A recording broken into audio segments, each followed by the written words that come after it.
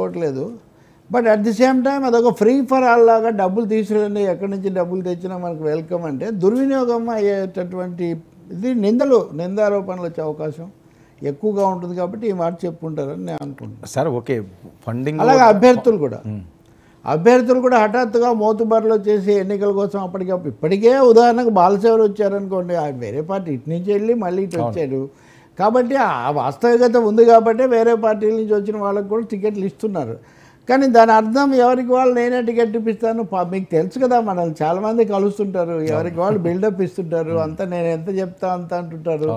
వీటికి అవకాశం లేకుండా చేయటం అనేది ఆయన ఇది కావచ్చు. రెండోది ఎదిగే పార్టీగా, ఎమర్జింగ్ పార్టీగా ఆయనకి అవసరం కూడా, నెసెసిటీ. సార్ మీరు చెప్పిన ఇండస్ట్రియలిస్ట్ ఎవరైతే ఉన్నారో వాళ్ళ దగ్గర వెళ్ళి ఆయన ఆఫర్ చేసినా సరే వద్దు అనుకునే వ్యక్తిత్వం ఉన్న మనిషి అని చెప్పి పవన్ కళ్యాణ్ చెప్తున్నాడు. కానీ పదే అతను ఈ మాట నాకు సాక్షి స్టూడియోలో చెప్పాడు. అదే మరి ప్యాకేజ్ స్టార్ అనడం ఇదన్నీ ప్రచారం, అది వాళ్ళ ప్రచారం ప్రధానంగా. దానికోసం ఇది ఎంత చేస్తున్నారు. వైసీపీ దాన్ని ఒక స్లోగన్గా పెట్టుకున్నారు వాళ్ళు. మరి ఇప్పుడు వీళ్ళు వాళ్ళ మీద చాలా ఆరోపణలు చేస్తూ ఉంటారు కదా, మాట్లాడితే అన్ని ఇసుకలు అన్నింటిలో నుంచి మీరు పిండుతున్నారు అనేటప్పుడు వాళ్ళు ఎదురుదాడి కోసం పెట్టినటువంటి ఒక మాట.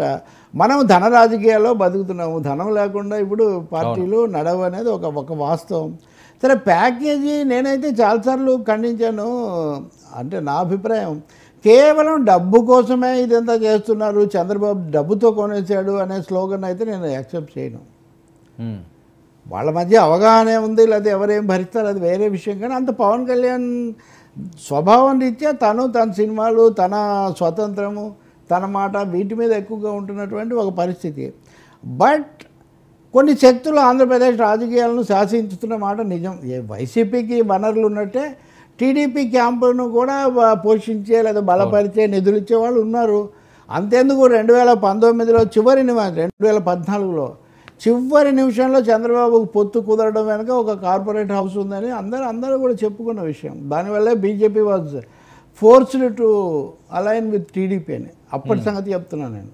చివరి వరకు మీరు అప్పటికి గుర్తు చేసుకోండి, చాలా హడావుడిగా సుజనా చౌదరి చొరవతో రామచంద్రరావు ఇక్కడ తర్వాత తీసుకొని అరుణ్ జైట్లీ వచ్చి ఆయనకున్న దీన్ని ఉపయోగించి అప్పటికప్పుడు కుదిర్చారు ఆయన. కాబట్టి ఈ శక్తులు ఉంటాయి. బట్ పవన్ కళ్యాణ్ మాత్రమే కాదు, రీజనల్ పార్టీస్ కొత్తగా వచ్చేవి ఇట్లాంటివి కొంచెం గ్లామర్. ఇప్పుడు దళపతి విజయ్ వస్తాడు ఇక్కడ, ఆయన వాళ్ళ గ్లామర్ కదా పెట్టుబడి, వాళ్ళ గ్లామరు సినిమాలో వాళ్ళకి వచ్చేటటువంటి దాని మీద ఆధారపడి చేస్తుంటారు. ఎన్నికలు అయ్యాక అభ్యర్థులు తెచ్చుకోవచ్చు. ఇప్పుడు మా బావమరిది నాకు ఖర్చు పెడతాడు, మా బాబాయ్ నాకు ఇస్తాడంటే అబ్బాయి మీరు తెచ్చుకోవద్దని నేను కండిషన్ పెట్టాను కదా. సో మీరు వసూళ్ళకు తెరలేపకండి అనేది మా అన్నయ్య మీద వచ్చిన నింద మళ్ళీ నాకు కూడా వచ్చేటట్టుగా చేయకండి.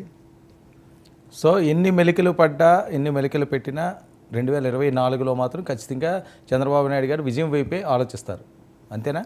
దేనికైనా ఎవరైనా అంతే కదా. చంద్రబాబు నాయుడుకు లాస్ట్ ఛాన్స్, పవన్కు ఫస్ట్ ఛాన్స్ అని ఇదివరకు మనం అనుకున్నట్టుగా ఈయన తన పార్టీ జెండా పాతాలి, అప్పుడు జెండా పీకేస్తామని చిరంజీవి మీద హెడ్డింగ్ పెట్టింది ఒక పెద్ద పత్రిక. దాంతో అరవింద్ వచ్చి మాట్లాడేది ఇదంతా.